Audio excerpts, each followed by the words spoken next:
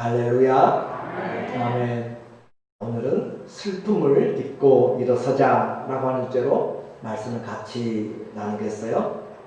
인생을 살다 보면 오늘날만이 아니라 우리의 삶이 수고와 슬픔이고, 그래서 우리는 인생에서 산전수전을 다 겪어보았다라는 말들을 하게 됩니다. 아마 여러분들도 개인적으로 대화를 하시면 전부 내 인생에 정말 산전수전을 다 겪었던 이야기들을 얼마든지 하실 수 있으리라 생각이 들어요. 그만큼 어느 누구도 정말 인생을 살려고 하면 쉬운 것들이 없습니다. 만만하지 않아요.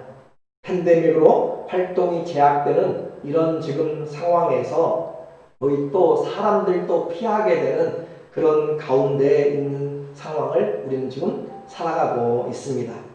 오늘을 살아가는 여러분, 정말 수고가 많고 정말 많은 어려운 가운데서도 힘들게 견뎌가신 분들에게 우리 주님의 위로와 은혜를 전합니다.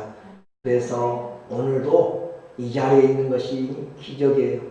오늘도 이 자리에 있는 것이 기적임을 아는 것, 그것이 너무너무 우리에게 필요해요. 그래서 하나님께서 우리를 불러서 이 세상에 소망이 없는 가운데 소망을 말하라고, 누가 소망을 말할 수 있겠어요? 그렇지만 우리에게는 당신은 왜 이 어려움 속에서, 당신은 왜 이렇게 아픈 속에서도, 힘든 가운데서도 자녀들이 잘 안 되고 가정의 가계가 형편들이 안 좋은데도 여전히 마음에 기쁨이 있고 얼굴에 웃음이 있고 그렇게 소망이 있습니까? 라고 물어보는 자들에게 우리는 대답할 것이 있어야 돼요. 소망은 그냥 우리가 바라는 위시리스트가 아니라고 했잖아요. 그냥 바라는 바람이 아니라 소망은 확실한 근거에 기반한 것이 기독교의 엘피스, 신앙입니다. 소망입니다. 왜 우리는 소망을 가질 수 있는가? 하나님이 소망을 주시고 하나님이 소망의 하나님이시기 때문입니다. 믿습니까? 그래서 하나님이 우리에게 소망됨을 우리는 세상에 보여줘야 돼. 우리는 그렇게 살아야 돼. 베드로전서 3장 15절에 보면은 너희 마음에 그리스도를 주로 삼아 거룩하게 하고 너희 속에 있는 소망에 관한 이유를 묻는 자들에게 대답할 것을 항상 준비하되 온유와 두려움을 하고 선한 양심을 가지라. 고난 받는 자들에게 하는 말이에요. 고난이 우겨싸김을 당하여서 오는 자들에게, 베드로가 환난을 기다리고 있는 자들에게, 네로의 대핍박을 기다리고 있는 자들에게 지금 하고 있는 이야기예요. 너희 마음에 그리스도를 주인으로 삼았으면 우리 자신의 삶은 세상과 다르다. 그리고 너희 속에 있는 소망에 관한 이유가 있어요.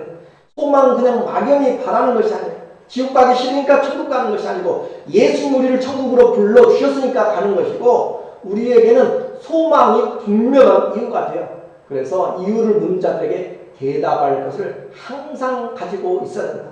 온유함과 두려움으로 하고 선한 양심을 가지라. 할 수 있겠어요? 힘들고 어렵죠. 그런데도 주님은 이렇게 살기를 지금 기대하고 있어요. 그래, 사랑하는 아들아, 사랑하는 딸아, 사랑하는 성도여, 힘들고 어렵지. 내가 보고 있다. 내가 알고 있다. 그러나 우리의 끝은 이것이 아니고, 우리의 목표는 이 건강이 아니고, 우리의 목표는 이 땅의 성공이 아니라 하나님께서 정말로 썩지 않고 더럽지 않고 쇠하지 않는 영원한 기업을 내가 너를 위하여 간직하였다라고 하는 것을 우리가 바라볼 때 우리의 소망은 하나님 앞에 있는 것이고, 우리의 영혼에 닿칠 그 하나님 앞에 심어놓고 우리는 온유와 두려움으로 선한 양심으로 살아가게 됩니다. 어려움을 맞이해서 많은 사람들뿐만 아니라 많은 교인들이 믿음 생활에서 한 발씩 물러서고 있습니다. 많은 교회들도 어려움을 당하고, 제가 아는 그 친구 목사님도 이달까지만 그렇게 교회를 더 이상 할 수가 없어서 모이지를 못하고 또 모여도 오질 않고 하는 그런 상황들이 우리에게 가까이에 있습니다. 선교지에서도 사람을 만나기가 어렵고 또 자기의 체류 신분 변경도 어렵고 이런 상황들이 많은 때 오늘 우리는 주님께서 우리에게 하시는 이 시대를 향한 내 삶을 향한 하나님의 음성을 함께 들었으면 좋겠어요. 오늘 이 역대하의 내용은 특별히 듣는 사람, 첫 번째 이 말씀을 듣고 있는 사람들은 누구냐라고 하면 포로 생활 70년을 마치고 돌아온 사람들이에요. 그러니까 이 포로 돌아온 사람들에게 위로를 주시는데 어떻게 위로하시는가? 주의 말씀을 보라라고 이야기해요. 포로로 70년의 바벨론의 저 멀리 1000마일이나 떨어진 페르시아 그곳에서 포로 생활을 마치고 돌아온 사람들에게 지금 이야기를 하고 있어요. 우리보다 훨씬 더 난감한 상황입니다. 역대기 또 역대상하는 남북 이스라엘이 멸망하고 바벨론의 포로로 70년간 본토에서 쫓겨났다가 노예로 살다가 돌아온 포로 귀환인들에게 소망을 주려고 쓰여진 책이 바로 이 역대기 상하입니다. 우리나라는 36년에 일제강점 때 그래도 나라는 그 주권은 빼앗겼지만 사람들은 그 나라에 살았잖아요. 독립군들은 만주로 갔지만 백성들은 그 땅에 살고 있었어요. 그런데 이 유다의 사람들은 그 나라에서 살지 못하고 가난하고 빈천한 사람들만 남겨놓고 나머지는 전부 다 노예로 저 멀리 이방 땅으로 1500km가 떨어진 곳으로 다 끌고 갔던 것입니다. 그곳에서 포로가 되어서 70년을 살아냈고 거기서 죽고 자녀들이 포로 후손들이 돌아온 것이에요. 이 포로 귀환들에게 과연 신앙은 있을까요? 그 포로로 돌아온 사람들에게 과연 여호와 하나님에 대한 기대가 있을까요? 하나님 계시면 어떻게 이 민족, 어떻게 우리에게 이렇게 하나님이 택한 사람들에게 이와 같이 나라가 패망하고 열국 가운데도 흩어지고 부끄러움과 수치를 당하도록 심판의 한가운데로 내버려 둘 수가 있습니까? 질문이 나오지 않겠어요? 그뿐입니까? 실제로 부딪힌 것이 뭐예요? 포로로 돌아온다고 누가 그들에게 정착금을 주어가지고 바리바리 싸가지고 보내줍니까? 그렇지도 않잖아요. 포로로 돌아오는 그 사람들 기다리고 있는 것은 황폐한 도시, 황막 그것만 남아있는데 그곳에서는 도대체 무엇을 해서 먹고 어떻게 살 것인가 막막한 그런 상황에서 돌아오는 사람들입니다. 민족의 정체성이 의심돼요. 신앙이 꼭 필요한가? 라고 하는 의구심이 들어요. 장래가 불안해요. 그들의 마음속에 깊이 이런 두려움이 자리잡고 있습니다. 그런데 누가 그들에게 위로할 수 있고 무엇으로 그들을 격려해 줄 수 있고 어떻게 소망을 줄 수가 있을 거예요. 우리는 지금 다른 때보다 이런 두려움과 고통과 슬픔을 현장에서 옆에서 많이 경험해요. 코로나 팬데믹은 우리의 삶을 다시 한번 돌아보게 만드는 아주 중요한 전환점이 됩니다. 많은 사랑하는 사람들을 잃은 사람들도 있어요. 1월 17일입니다. 멕시코 시티에 사는 호세 마르틴 차베스 엘리케스가 32살인데 그의 가족과 또 친척들이 삼촌의 장례식에 참석을 했어요.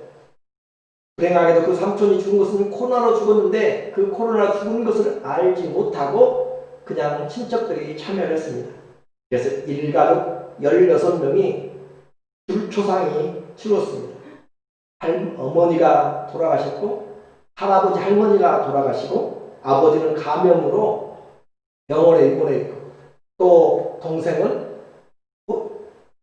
감염되었다가 호전되어서 집에서 치료받고 있는 그런 상황으로 이렇게 생각지도 않은 뜻하지 않은 죽음과 고통과 슬픔을 겪는 사람이 그 사람은 많은 패밀리 멤버들이 그랬지만 우리 주위에도 한 사람만 이런 어려움이 당해도 얼마나 마음이 아프고 희망을 잃어버린지 모릅니다. 가족과 직장을 잃고 망연자실한 이런 사람들에게 우리는 어떻게 소망을 줄 수가 있습니까? 우리에게 하나님께서 오늘 이와 같은 상황에 처해 있는 역대기 상하에 있는 사람들에게 주님이 말씀하세요. 하나님은 말씀하시는 하나님입니다. 하나님은 천지창조도 말씀으로 하셨어요. 하나님은 말씀하시고 반드시 이루시는 하나님인 것을 오늘 말합니다. 그러면서 이 역대기 상하는 에스라라고 하는 학자가 썼어요. 에스라라고 하는 율법학자, 제사장이 썼어요. 그는 하나님의 사람으로서 포로된 귀양민들을 이끌고 돌아오는 지도자 중에 한 사람입니다. 그래서 에스라 7장 6절과 10절에 보면은 이 에스라가 바벨론에서 올라왔으니 그는 이스라엘의 하나님 여호와께서 주신 모세의 율법에 익숙한 학자로서 그의 하나님 여호와의 도우심을 이루므로 왕에게 구하는 것은 다 받는 자이더니 10절에 에스라가 여호와의 율법을 연구하여 준행하며 율례와 규례를 이스라엘에게 가르치기로 결심하였었더라. 그 포로된 곳에서 아마 그곳에서 태어났는지도 모르겠어요. 70년이라는 포로 생활 후에 돌아오는 사람들입니다. 그런데 그는 아론의 16대 후손입니다. 그런데 율법에 익숙한 학자라. 포로지에 있어도 그의 사명은, 영적인 사명은 떠나가지 않았습니다. 그리고 하나님 앞에 기도함으로 도움을 입는 사람이었어요. 그가 돌아와서 하려고 했던 것은 바로 이 하나님의 말씀을 연구하고 또 실천하면서 이것을 이스라엘에게 가르치려고 결심하였어요. 그런데 에스라와 함께 돌아온 그 예루살렘은 사람들보다 동물들이 집을 짓고 터전을 삼고 살아가는, 그리고 오히려 사람들은 빈천하에서 거할 곳들이 없고 황폐하고 버려진 그런 도시였습니다. 마치 전쟁의 폐허 속에서 어떻게 재건해야 될까 중차대한 임무를 가지고 있는데 앞이 깝깝해요.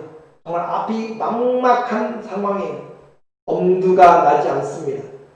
에스라는 그들에게 하나님의 신앙의 역사 교육부터 시작해요. 어떻게 해야 될까? 어떻게 이 사람들을 일으켜설까? 하면서 그는 붓을 들고 입을 열어서 하나님의 말씀을 전하기 시작합니다. 그것이 그가 할 수 있는 첫 번째 일이었어요. 그는 입을 열어서 이야기합니다. 역대상 1장 1절에 아담과 셋과 에노스라고 그렇게 시작하면서 그는 이야기해요. 역대상 1장 1절 또 4절에 보면 하나님께서 그들에게 이야기하시는 내용을 지금 에스라가 말하는 것입니다. 전부 다 청중들이 있습니다. 어떻게 할 바를 알지 못할 때 그 에스라가 그들에게 하는 말이에요. 아담과 셋과 에노스, 그리고 그 후손들 이야기하면서 4절에는 노아, 셈, 함, 야벳은 조상들이다. 그리고 쭉 족보들을 또 이야기합니다. 그리고 28절에 아브라함의 자손은 이삭과 이스마엘이라. 그리고 2장 1절에 이스라엘의 아들은 이러하니, 그 이스라엘의 사람들은 12지파의 사람들이잖아요. 가만히 앉아서 무엇을 해야 될지 암담할 때 그 에스라의 글을 통하여서 들려주는 말씀은 창세부터 하나님이 이 민족을 향한 선택과 계획이 계심을 지금 그들의 귀에, 그들의 마음에 지금 들려주고 있는 것이에요. 인류의 조상 하나님이 시작하였고 그 아담 죄로 말미암아 그것들을 다 홍수로 심판하시고 다시 새롭게 이 노아를 통하여서 하나님이 새롭게 시작한 인류, 그리고 선택하여서 믿음의 조상으로 세우신 아브라함과 혈통적으로 그 12지파의 조상인 야곱, 이스라엘의 이야기를 지금 들려주고 있습니다. 잘 보고 들으라 그 말이죠. 여러분은 지금 혼자 남아있는 사람들이 아니에요. 버려진 자들이 아니라 하나님이 창세부터 하나님이 이 민족을 이 땅에 세우려고 작정하시고 계획하시고 선택한 여러분이 바로 그 남은 자입니다 라고 그렇게 말을 하고 있어요. 그런데 그러면 왜 그렇게 비참하게 버려짐을 당하였나요? 왜 그렇게 어려운 일이 우리에게 지금 이렇게 남아있는 현실이 되었는가요? 에스라는 계속적으로 이야기합니다. 그것은 바로 죄 때문입니다. 역대상 5장 25절에 보니까 그들의 조상들의 하나님께 범죄하여 하나님이 그들 앞에서 멸하신 그 땅 백성의 신들을 간음하듯 섬긴지라. 그러므로 이스라엘의 하나님이 아수르 왕 불의 마음을 일으키시며 아수르 왕 티그라빌레셀의 마음을 일으키시매 곧 르벤과 갓과 므낫세 반지파를 사로잡아 할라와 하볼과 하라와 고산 강가에 옮긴지라. 그들이 오늘까지 거기에 있으니라. 그리고 9장 1절에 또 이야기합니다. 너희 유다도, 북쪽 이스라엘도 그렇게 망했고 유다도 온 이스라엘이 그 계보릇대로 계수되어 그들은 이스라엘 왕조실록에 기록되니라. 유다가 범죄함으로 말미암아 바벨론으로 사로잡혀 갔더니. 그래요. 사람들은 도무지 이 나라가 멸망한 것은 국방력이 약했기 때문에, 왕이 정치를 잘못했기 때문에, 사람들이 그렇게 애국심이 없기 때문에, 나라가 작기 때문에, 강대국 때문이라고 그렇게 이야기할 수가 있어요. 그런데 창조주의 눈에는, 성경의 기록에는 그들이 멸망당한 것이, 심판당한 것이 하나님 앞에 죄를 지었기 때문이다 라고 진단을 하십니다. 어떻게 생각하세요? 오늘 우리는 이렇게 간 것이 내가 천성적으로, 아니면 내가 뭘 그래, 우리의 잘못이 있어요. 그런데 그보다 더 중요한 것은 하나님을 떠나버린 삶을 우리에게 근본 원인으로 그렇게 말씀을 해요. 이것이 바로 믿음의 눈입니다.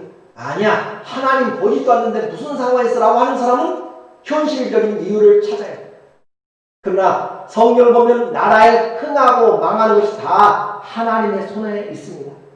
그러므로 오늘 우리는 이 말씀을 기억해야 돼요.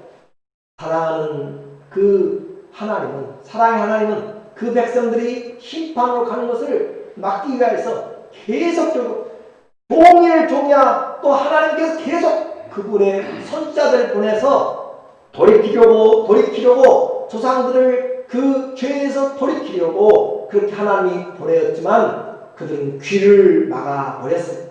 눈을 닫아버렸어요. 마음을 실어버렸어요.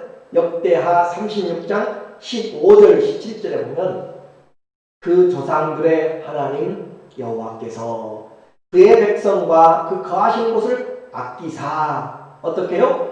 부지런히 그의 사신들을 그 백성에게 보내어 이르셨으나, 그 선지자들을 계속 부지런히 보냈으나 그의 백성이 하나님의 사신들을 비웃고 그의 말씀을 멸시하며 그의 선지자들을 욕하여 여호와의 진노를 그의 백성에게 미치게 하여 회복할 수 없게 하였으므로, 하나님은 그들이 심판받는 것에서 돌아오도록, 고통에서 돌아오도록 보냈지만 그 듣는 사람들은 교만하여서 하나님을 버리고 보이지 않는 하나님 대신에 보이는 우상들을 손에 주머니에 넣고 다니면서 섬기고 하나님의 말씀을 올바르게 선포하는 선지자들의 입을 막아버리며 죽이는 데까지 나가서 17절 하나님이 갈대와 왕의 손에 그들을 다 넘기시네.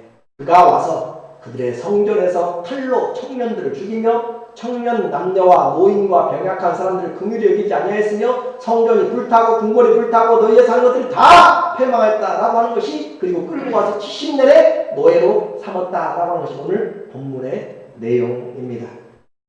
이것이 현실이다라고 그렇게 이야기해요. 오늘 그 자리에 에스라의 말을 듣고 그 글을 듣는 사람들에게 오늘 이 자리에 앉아있는 것이 바로 우리 조상들의 삶의 결과다라고 하는 것이고, 오늘 이 현장이 하나님 앞에서 우리가 살아온 결과다라고 그렇게 표현을 하고 있어요.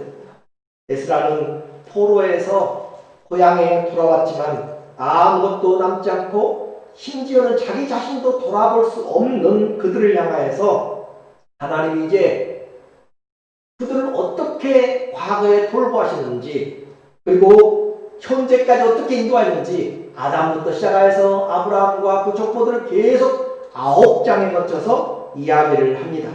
그래서 하나님을 섬길 때 다윗이 어디를 가든지 형통하였다. 역대상 11장 9절에 보면은, 역대상 11장 9절에 다윗이 어디를 가든지 하나님이 그와 함께 하시니 그가 평안하였다라고 그렇게 이야기를 했어요. 그래서 하나님 앞에서 다윗이 어디를 가든지 주님이 함께 하심에 강하였다.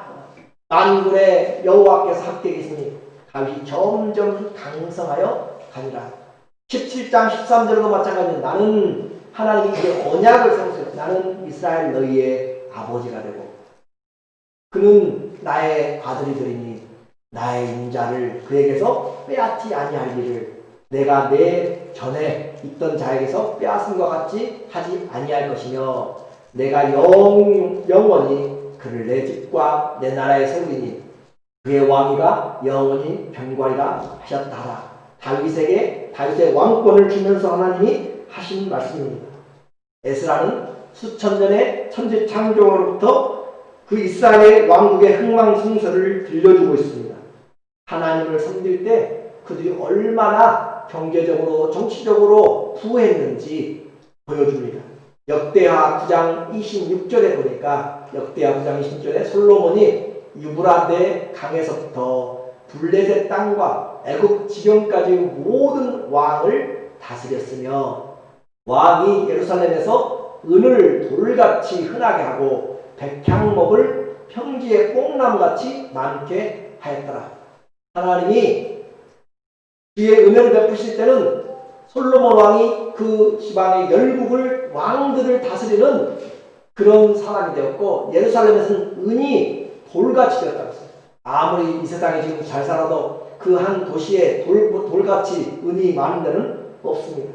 그렇게 하나님을 섬길 때 그와 같이 했는데, 그러나 하나님 대신에 우상을 섬겼을 때 그들은 그곳에서 다 쫓겨나고 기업도 뺏기고 또 나라도 뺏기고 가정도 빼앗기고 사람들도 죽어가면서 포로가 됐고 노예가 되었습니다.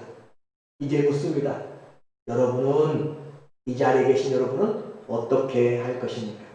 여러분은 혼자가 아니라 하나님의 창조의 계획 가운데 있는 선택받은 남은 자들로 지금 돌아왔습니다.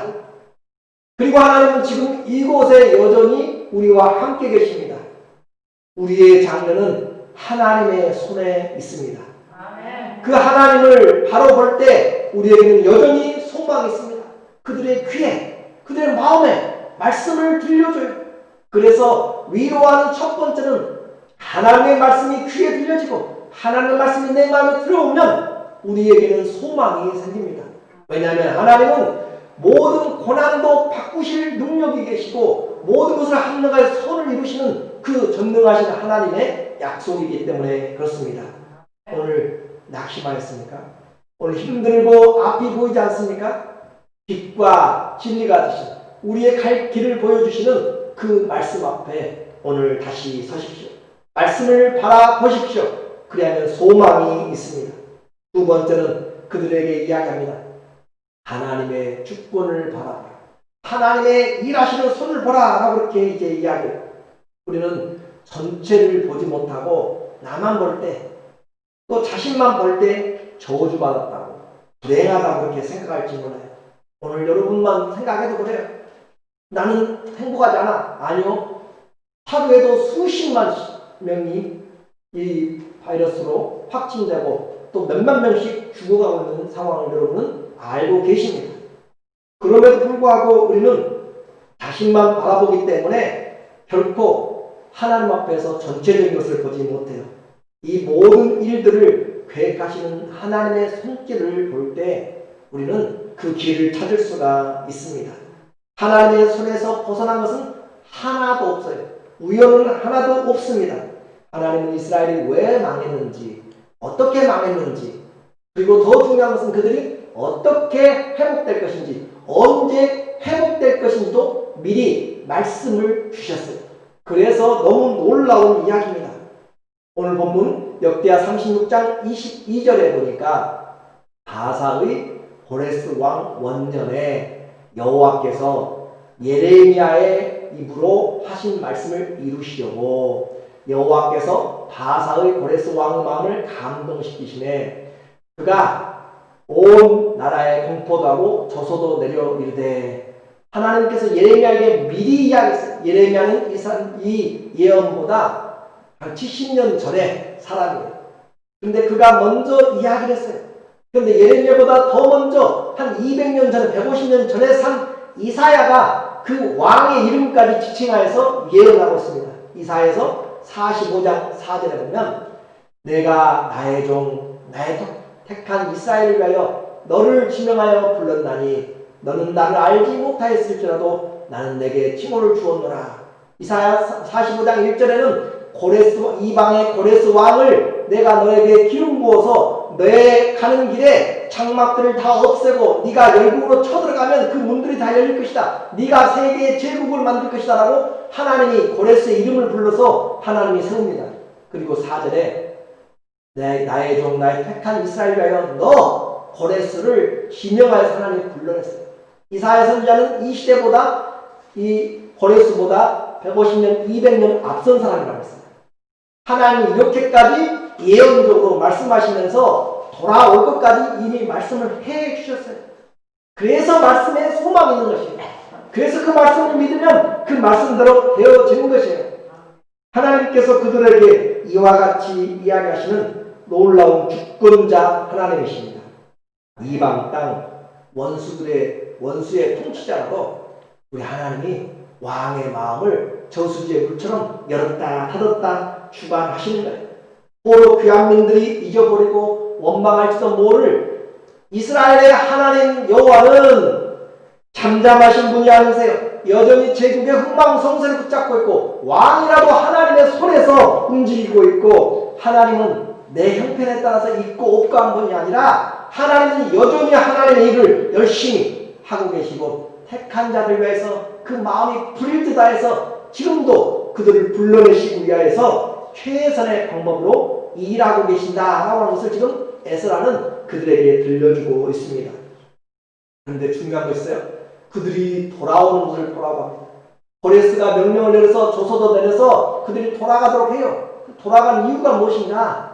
23절에 보니까 역대하 36장 23절에 바레스 왕 고레스가 이같이 말하노니 하늘의 신 여호와께서 세상 만국을 내게 주셨고 나에게 명령하여 유다 예루살렘에 성전을 건축하라 하셨나니 너희 중에 그의 백성된 자는 다 올라갈지어다.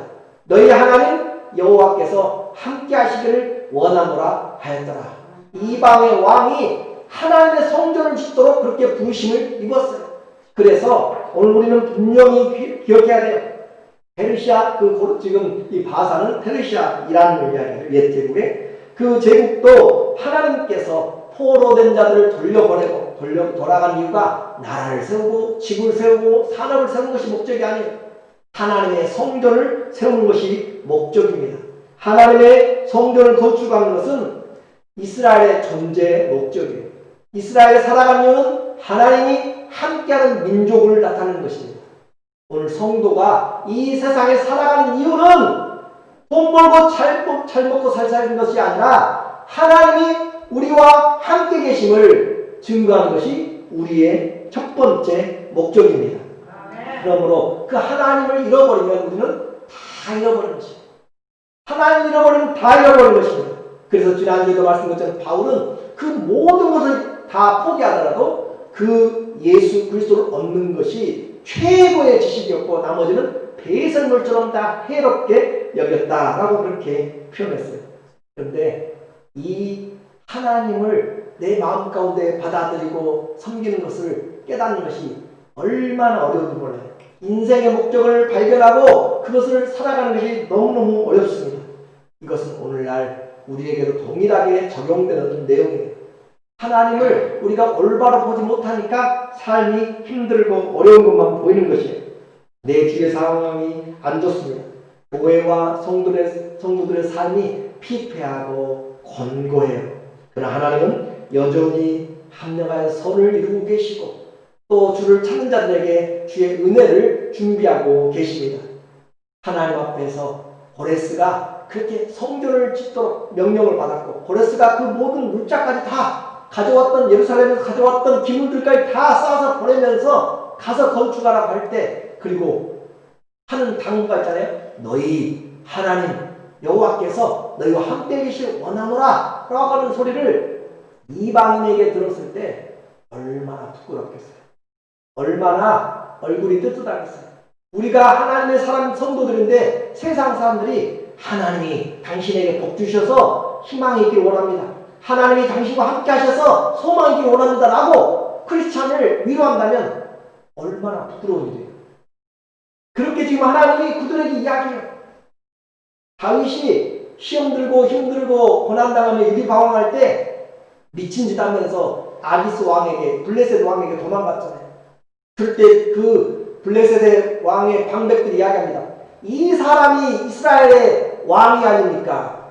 사울은 천천히고 다윗은 만만을 죽였다고 그렇게 했던 이스라엘 왕이 아닙니까? 라고 그 사람들은 원수들은 다윗을 이스라엘의 왕으로 기억하는데 다윗은 도망가서 무서워서 미친 척하고 침을 질질 흘리면서 그렇게 자기의 영적인 신분을 잃어버린다. 그 부끄러움을 바로 오늘 우리에게 이야기해요. 우리가 성도들이 믿음을 잃어버리고 그리스도를 잃어버릴 때 오히려 세상이 우리에게 그렇게 이야기해요. 왜 기도하지 않느냐고, 왜 하나님 말씀 믿지 않느냐고 그렇게 이야기하는 것입니다. 이방인 중에서도 높임을 받으신 우리 주님, 정작 하나님의 사람들은 하나님을 잃어버리고 원망하면서 주님을 경외하지 않고 말씀을 가까이 하지 않습니다. 그리고 입술에서는 왜 내 삶이 이렇게 팍팍하냐고, 왜 이렇게 힘드냐고, 왜 풀리지 않느냐고, 하나님 어디 계시냐고 한탄의 소리만 더 나와서 세상에서 보면 저 사람이 저 집이 예수님 믿는 집인지 아닌지 분간이 안 돼요. 그러나 하나님은 택한 사람들을 떠나지 않습니다. 그들을 향해서 여전히 말씀을 보내시고 여전히 하나님 말씀 본다고요 천사들을 보내고 그렇게 하는 것이 아니에요. 하나님의 사람들을 통해서 일하십니다. 욥이 환난의 한가운데 있을 때 정말로 자녀 10명이 죽을 것 같고 재산들이 다 날아가고 몸에 욕창이 나서 머리부터 발끝까지 가려워서 기왓장으로 득득 긋고 있을 때 그럴 때에도 하나님은 그를 떠나지 않았어요.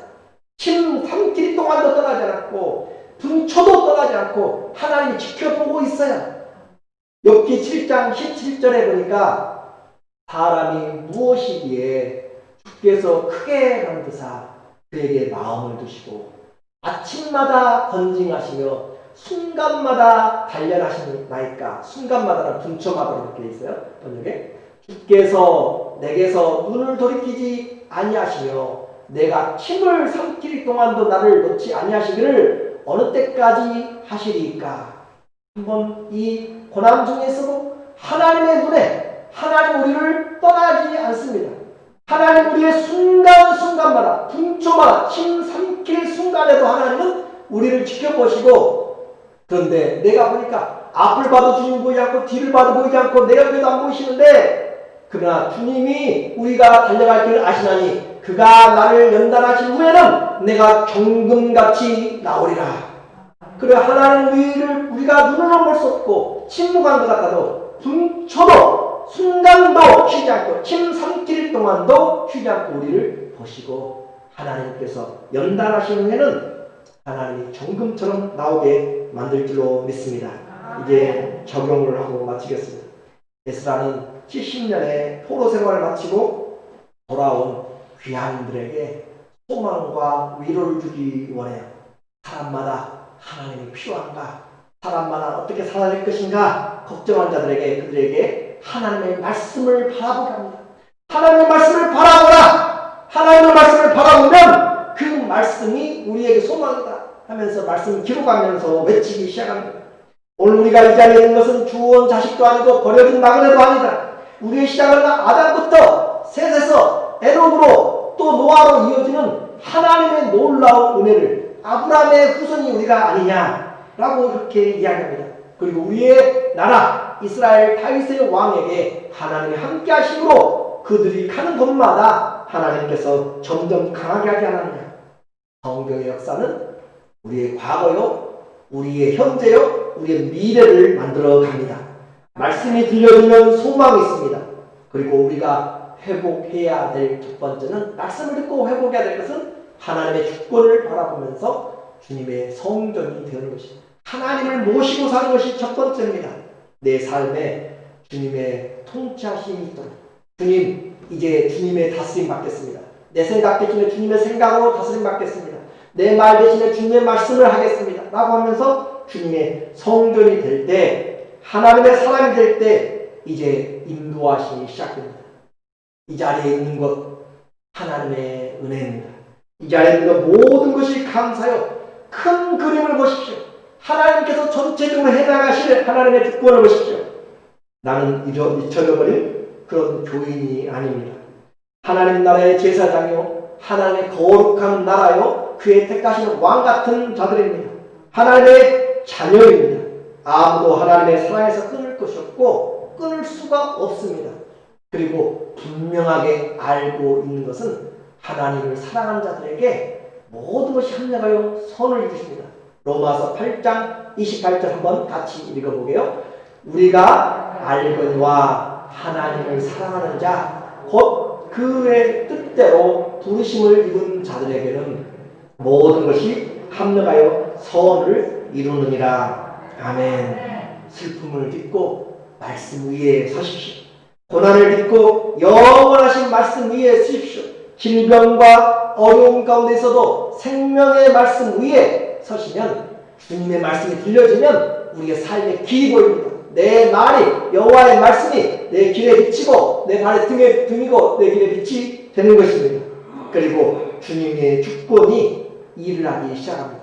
하나님은 그 자리에서 회개할 때 돌이키셔서 저녁에는 울음과 슬픔이 기수갈지라도 아침에는 기쁨의 화관이 우리의 머리를 둘러쌀 것입니다.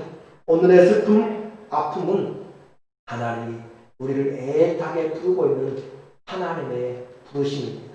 하나님이 지금 우리를 불러서 내 안에 성전이 있는가? 네가 성전인가? 라고 그렇게 묻고 있고, 하나님의 말씀이 들려주고 있는가? 라고 그렇게 우리에게 부르고 있는 내용입니다. 말씀에 사는 길이 있습니다. 나의 의인은 오직 이 생명의 말씀을 믿는 믿음으로 살리라. 하나님의 사람은 믿음으로 삽니다.